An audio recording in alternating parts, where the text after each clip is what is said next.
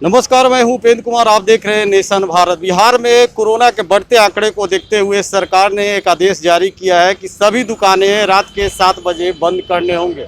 वहीं दूसरी तरफ देखा जाए तो स्वास्थ्य विभाग भी कोरोना के बढ़ते आंकड़े को लेकर अलर्ट है। लेकिन दूसरी तरफ फिर देखा जाए पीएमसीएच के तरफ, तो पीएमसीएच में कल जो जिस तरह से खबरें आ रही थी उसको सुनकर आप भी दंग हो जाएंगे। आज इसी मुद्दे पे बात करने के लिए कांग्रेस के प्रवक्ता राजेश राठौर जी हमारे साथ है। सर, पीएमसीएच में जो जिंदा व्यक्ति को जिस तरह से मृत सर्टिफिकेट देकर ही घोषित कर दिया गया, बड़ी लापरवाही देखने को मिला, क्या कहेंगे आप? पीएमसीएच में जिस प्रकार की लापरवाही बरती गई, जिंदा को मुर्दा, मुर्दा को जिंदा, श्मशान तक लाश को भेज दिया गया जिंदा बता के। वो व्यक्ति बोला कि हम जिंदा हैं। तो जिस प्रकार की लापरवाही लगातार स्वास्थ्य विभाग में दिखाई दिया जा रहा है, वो नई बात नहीं है। बिहार की सरकार ही लापरवाह है। जिसके मुखिया लापरवाह होंगे उनका राजतंत्र तो लापरवाह होगा ही। पूरे लॉ एंड ऑर्डर संपूर्ण बिहार में खराब है। इस पर मुख्यमंत्री जी चिंता नहीं कर रहे हैं। जिस पर लगातार पिछले बार देखे होगा कि कहीं कोई मर जाता है तो उसके लिए एम्बुलेंस नहीं मिलता है, कांधे पे लाश लेके लोग जाता है, झोला में बच्चों के लाश लेके जाता है। ऐसी स्थिति में आज भी इतनी शर्मिंदगी भरी काम पीएमसीएच में किया गया, तब भी निर्लज मंगल पांडे जी स्वास्थ्य विभाग से इस्तीफा नहीं दे रहा है। अपना पीठ अपने थपथपा रहे होंगे और कहेंगे कि कानून अपना काम कर रहा है, नियम के अनुरूप हो रहा है। कौन सा नियम है मंगल पांडे जी, जो जिंदा को मुर्दा और मुर्दा को जिंदा बता के श्मशान घाट भेज दिया जाए? ऐसा सिर्फ बिहार में होता है, जो कि बिहार में अद्भुत संजोग है बिहार के मुख्यमंत्री नीतीश कुमार जी का। मुख्यमंत्री जी थक गए हैं। 7 बार 16 साल थक ही जाएंगे ना, फिर बेहतर काम कैसे कर सकते हैं? कोरोना के लगातार आंकड़े बढ़ रहे हैं, वही पूरा देश परेशान है। लेकिन लगातार बिहार के छात्र भी इस सवाल को उठा रहे हैं कि पश्चिम बंगाल को अगर देखा जाए तो जिस तरह से चुनाव हो रहा है, कई रैलियां भी हो रही है, लेकिन बिहार में जिस तरह से लगातार गाइडलाइन जारी किया जा रहा है, वही अगर क्या पश्चिम बंगाल के लिए कोरोना नहीं है?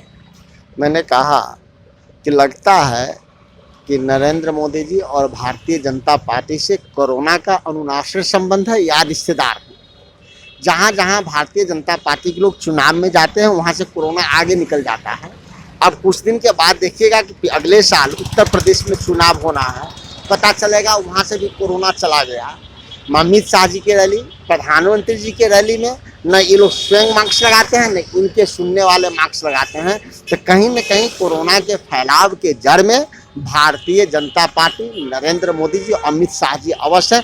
क्योंकि उन्होंने ही सत्ता की लुप्तता में, सत्ता संघर्ष में, सत्ता पाने के लिए हमेशा कोरोना को अनदेखी की है, जिसकी वजह से पूरा भारत भोगा है। पिछले बार का कोरोना काल याद होगा कि करोड़ों लोग बिहार पैदल चल के आए, प्रधानमंत्री सोए रहे और आज उत्सव मनाने की बात करते हैं।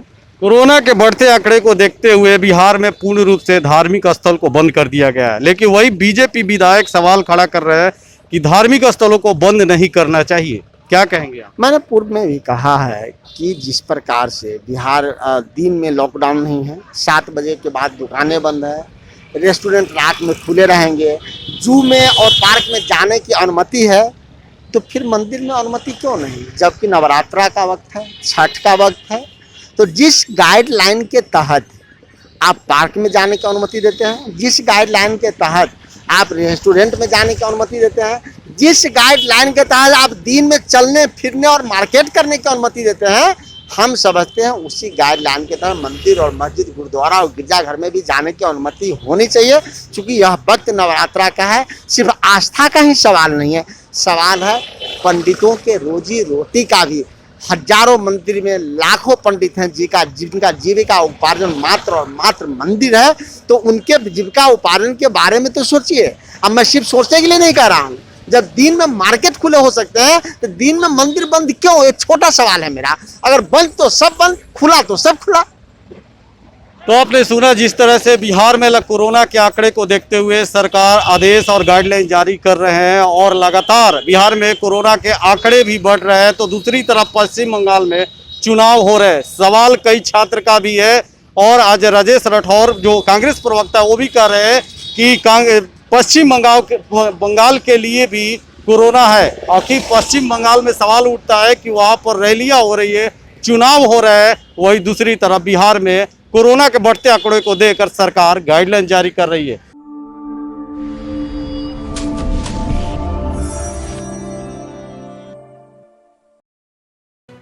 लेटेस्ट खबरों से जुड़े रहने के लिए हमारे चैनल नेशन भारत को सब्सक्राइब करें और बेल आइकन को दबाएं ताकि कोई खबर छूट न पाए।